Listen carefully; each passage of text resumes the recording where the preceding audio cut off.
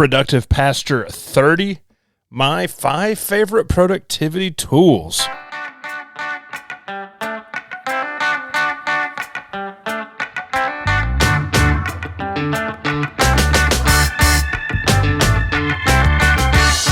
What's going on, friends? Chad's here. It's great to be back in your ears, back in your car, back wherever you normally listen to podcasts. I don't know where you listen to podcasts. I would actually like to know where you listen to this podcast at. I have podcasts I listen to on certain things and in certain places, all of that. I don't know. If you're like that, leave a comment in the Productive Pastor community on the thread for this episode. That'd be really, really cool. Now, where do you listen to Productive Pastor? So I digress, but today's episode is going to be a little quicker. I want to talk about my 5 favorite productivity tools of the moment. The show notes will be over at revchadbrooks.com/PPP/029. But I don't think there's going to be a lot of links and stuff because I looked through this. A lot of this is not very linky. Some of it's stuff I've talked about in other places, but most folks know how to get a hold of me if they have a really burning question or what that looks like. I'll link to some other things I've written about some of this stuff because some of this is new, some of it's not new. But anyway, 5 favorite productivity tools. Real quick before we jump into this, just want to let you know about the 515 email course. It's been out for like a month. It's free. It gets delivered to you for 5 days in a row, early morning. And if you're trying to find clarity and focus, just kind of trying to sort ministry out a little bit, it's 15-minute exercise every day for 5 days. A lot of folks have gone through it already. Love to send it to you. Like I said, 100% free. You can find that link in the show notes, revchadbrooks.com/PPP/029. But love to send you the 515. But we're going to jump into this right now. So as I think about my favorite productivity tools, a little bit of this is also just kind of how we stumble into the way we understand productivity and the way that it works for us. Now, for me, and for the last probably 10 or 15 years, a few things you need to know about this before we jump into this. I originally got into productivity because I was reading about the morning rhythms of artists and writers, and that's how I kind of stumbled into this whole thing. Second thing is this, and I've talked about this before, that I really feel like most people, especially pastors, and I get to work with a lot of pastors one-on-one doing coaching. I get to see their Strength Finders profiles, and I really believe deeply that a lot of pastors, not every pastor, but a lot of pastors, at least the ones that are part of this community, because I realize there is a certain typology that Productive Pastor seems to attract. They're either engineers or they're artists. And I am definitely more on the artistic side of this sort of thing, the creative piece. So all of my productivity is really based on what lets me do the best work I can in an efficient manner, but also in a manner that's not wasteful so much of time. And so these productivity tools are also kind of like a how I work tool, but to me, in my mind, it all kind of flows into the same thing. So my 5 favorite productivity tools. Number 1 is my whiteboard. Now, if you've seen pictures on Instagram at revchadbrooks or at Productive Pastor, you might have seen pictures of the whiteboard. I've had a whiteboard in my home office or in the work office for pushing 10 years now. I'm a visual learner. I need really big spaces to draw things out and to process. When I was in seminary, if I was writing a paper, I'd try to find an empty classroom or schedule one of the study rooms in the library with a whiteboard because that was just how I could plot things out the best. And on my whiteboard now here in my office, I've got a 4x8 whiteboard. And I'm going to tell you in a little bit how to get that really, really cheaply. But sometimes my whiteboard might get cleaned several times a day.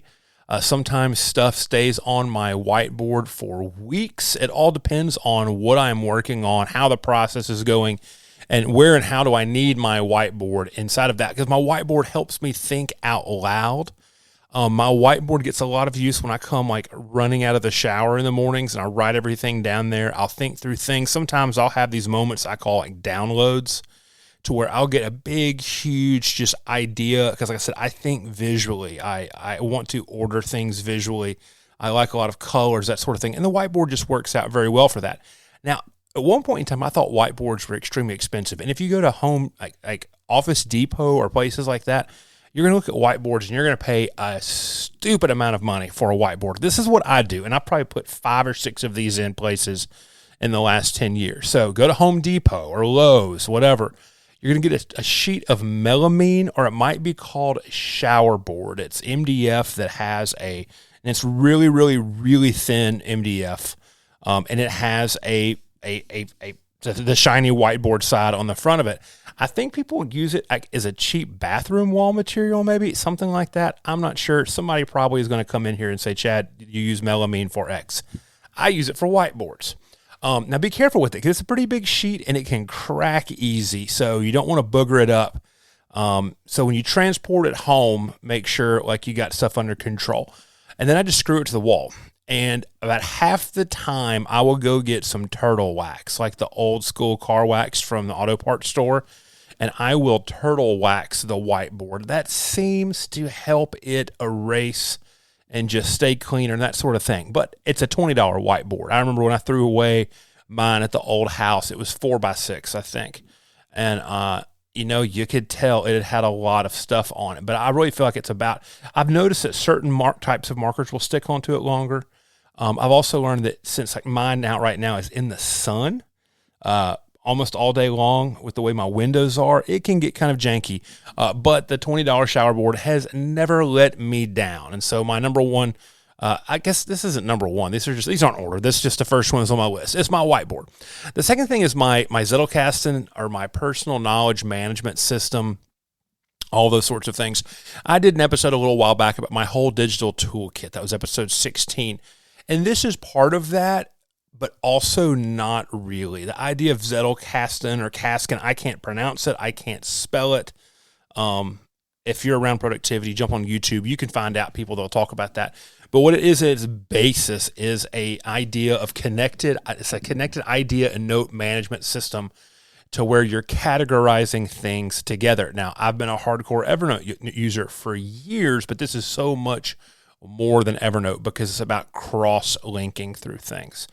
And so while I say all of this is my Zettel, it also involves my iPad Pro, my Apple Pencil, GoodNotes 5, and then the app stuff that I talked about in that episode. And one of the things I have learned, and this goes back to my whiteboard thing as well, is I need to want to draw things out in order to think things out. And so the personal knowledge management system that I've built up over the last 4 or 5 years probably, what this weird system does, and these are highly customizable, they're highly individual, highly specialized. You talk to anybody who does this, their system is unique to them. But what it lets me do is what I want to do, which is cross-reference my reading notes.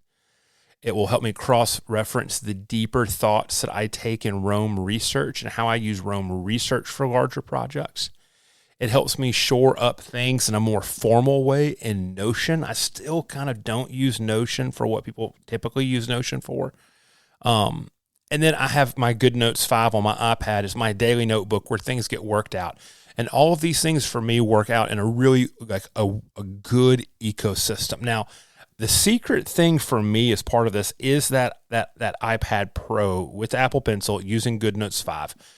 Now, I've got Rome, I've got Notion, I've got Evernote, I've got all the things on the iPad I need to. And what I love is I can copy paste out of anything, out of Kindle, out of Accordance Bible, out of the YouVersion Bible app, any of that kind of stuff. I can drop pictures or images into GoodNotes 5. And GoodNotes 5 is like, if I had to lose anything that I've mentioned, the thing I would fight for the most probably is that iPad in GoodNotes 5 because it lets me stay visual. Because for me, if you're not picked up by now, like that's the value thing is Chad wants to stay visual. So second thing, my Zettel system. Third thing is this. It's music and my AirPods. This might be a different thing, but for me, music is deeply related to productivity and to just what I'm doing. And it's not really even just music, but having audio on. The AirPod Pros are worth it for me. I like them, but I've had plenty of other earbuds. These are just the ones I'm using right now. I like the noise canceling. I like how they sync, all that kind of stuff. But the thing that will throw my productivity off more than anything else, especially if I'm working out of the office, like I used to do a lot, and I kind of want to do some more again, is if I don't have a pair of headphones with me, just to when I'm in public, just to have access to in case I want them. And this is why I say audio. So a couple of reasons. One, I use tons of YouTube Pomodoro videos. I find them to be really helpful. And so there's all of those kind of the study with me videos. And also I have different playlists and music that I use to help me focus throughout the day with what I'm working on and depending on what I'm working on. I wrote an article on Medium earlier this year about hacking productivity with soundtracks. So I do that all throughout the day. That article talks specifically about some of these more. But it's like in the mornings, I like jazz. I like stuff to be a little bit low key and slow, or maybe some lo-fi, that sort of a thing. In the afternoons, I'll like turn on like funk and like old school Motown R&B, like the productive pastor music kind of thing. In fact, this afternoon, as I was writing all this stuff, I was just absolutely dead and did not want to finish up. So I went to Spotify, threw on the Delvon Lamar organ trio, which always gets me going. I shook myself out of it, and I just I got it done, and I went straight to work. So for me, the music and just the whole audio, ambient, any of that kind of thing, they're about cues. They're about building up rituals for getting things done in certain ways, certain places, certain times, that sort of thing. So for me, it works. I'm probably listening to music around 8 to 10 hours a day between devotional time, between work time, the whole 9 yards. Like, I don't listen to podcasts in my office. I listen to podcasts on a walk where I'm driving. But in the office, and it's a lot of instrumental or like really just kind of low-key stuff. So that's the third one, just music and AirPods. The fourth one is my standing desk. A couple of years ago, I got into the idea of these more tech-focused desks you'd see on YouTube. It was during COVID when I was doing a lot of video work, and I was just kind of getting more into that idea of creating on a desk space that you can always create at. And so I've been using an iMac, and I moved off of that. I got one of the M1 Mac Minis when they came out. I had to get a monitor and all that jazz. And so instead of getting like your traditional computer monitor, I bought a widescreen monitor that mounts to a bar and an arm that mounts to the desk so it can be moved around. Everything is modular. Everything moves. I also wanted the longest desk I could find, and I wanted a lot of flexibility with the desk. So I went and got a Husky work table from Home Depot. It was like $200, non-expensive desk in the least bit. It's about 6 feet long, maybe 2 feet deep. But the best part is I love it. It cranks up to standing height. So it's not one of these fancy ones where you hit a button. Like, it has a crank like you're starting a Model T car. I wish it was a little bit taller. I'm 6 foot, maybe 6'1" when I'm wearing boots. I wish it was a few inches taller so I could type more comfortably, but it's all good. If I pull a stool up to it, it's great. I love adjusting that height depending on what I'm doing. But what I love about the desk even more than the standing thing, I think, is the fact that it's on wheels. So I am moving my desk all throughout the day to grab natural light and just position myself better. If I'm doing like a bunch of whiteboarding work where I know I'm going to be going back to previous notes and that sort of a thing, I'll flip it around to where like I'm between my desk and the whiteboard. If I'm working off of the whiteboard and coalescing some stuff or writing some documents or creating things in a more visual way off of the whiteboard, I will flip the desk so I am facing my whiteboard. And so all those sorts of things, it helps me have the illusion that I'm changing workspaces, which for me is a big productivity hack. I need to keep it cleaner, but if I'm honest, the size of this desk kind of forces you to stay on top of that because it's not very deep at all. I originally wanted a super wide desk so I could have like a one side to computer work and like one side to reading and writing, but that never really happens. So I will clean my desk sometimes a couple of 3 times a day. I've got some things I need to, since we've moved and I moved to the new office, there's some stuff I want to change about it, but that's it. But the ability to raise and to lower and the ability to move the desk throughout the day really helps make my office more versatile. The last one is this, and I might have an honorable mention. I'm not sure. The last one is this. It's stickies, and I use all sorts of stickies. And I mean, all kinds. Post-it notes, the little post-it notes, the big post-it notes, the weird size post-it notes, the more harder plastic tabbies that are kind of permanent-ish that you can pull on and off of books and reuse multiple times. Or then what I love, and I will put a link to these in the show notes, is these super, super cheap, like multicolored tabbies you get off of Amazon. And I think I'll pay like $15 for 3,000 of them. I mean, it is a stupid amount of tabbies. I've re-upped it twice in 4 years if it gives you any idea how much they are. I have a drawer full of them here in the office in my cabinet. But I use Post-its, like the Post-it notes, and I don't buy generic Post-its. It's worth getting the good ones for that. But I'll use them throughout the day. I'll write little lists on them. I will keep myself on task or focus with them. I'll write longer notes on them to put in books or in my Bible. I've been known to just put titles on them and use them to move around and rearrange. I'll stick them on the whiteboard as well, but just like Post-its are there. And then also there's like the harder tabbies. I will use those to prep out a Bible for teaching, to prep out my prayer book, that sort of a thing. If I have a paper notebook that's going alongside of a reading project, I'll use the kind of harder, more semi-permanent-ish tabbies to keep that together. Then I will use those cheap little color tabs to mark up the books I'm reading. I'll color code anything I might want to color code. I know they're helpful for when you're doing a wedding or a funeral and you need to kind of quickly annotate a hymnal. There's just there. And the beauty of these little cheap ones, and they come, I'm like, look right here. I think it just follows like 1, 2, 3, 4, 5, 6, 7. Yeah, so it's 7 colors, and it's a pink, an orange, a yellow, green, blue, and 2 kinds of purple. I'm sure there's a different name for that, but I don't know it. 2 kinds of purple. And I just stick them in everything. They're so cheap, so I just will get this massive order. Like every book that I might be remotely interested in right now, I guarantee you has at least one of those. And they come on this hard plastic back. It's like shoved inside of there. I've got a color coding system that I have memorized that I use. It's the stuff I've talked about how to read a book. I talk about those little tabbies. And I also have a big bag of them in my reading kit that's in my bag. And so stickies of all different sorts. And so, that's my 5 productivity tools that I use the most right now. And like I said, this is all highly customizable. The things that you need, the things that provide value for you will probably be really different from me. There's a point in time also where I would have told you about fountain pens. I don't give a rip about a fountain pen anymore. This is going to move and ebb and flow and change. And I think that the biggest thing when we think about tools, which is part of every productivity nerd's favorite conversation, is like, what tools are you using?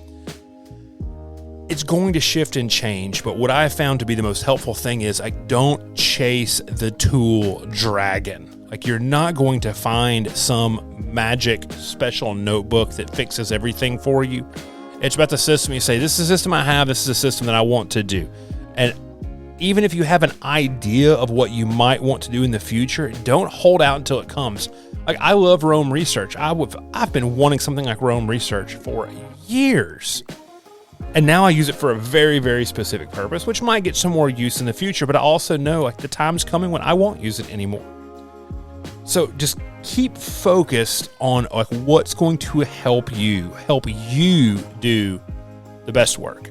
Don't listen to people like me or other like Instagram or YouTube productivity people saying you absolutely have to use this tool no matter what. What works for you? And so have fun discovering that, but then also don't let the search overwhelm you as part of the process. So that's it. My 5 favorite productivity tools. I'd love to hear what yours are. Come back into the comments that are on the post inside the Facebook community. That'll be a great one. Oh, yeah, I will give you an honorable mention. How about this? And I will put a link to this in the show notes.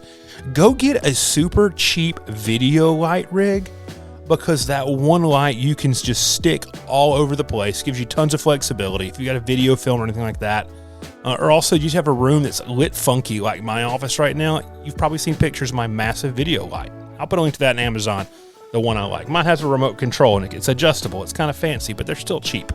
That's my honorable mention. So I'm Chad. I'll be back in the next episode. Until then, let's hang out in the Productive Pastor community on Facebook, or just hit me up on the internet. So all the socials at Rev Chad Brooks. I'll see you over there. And until next time, just stay productive.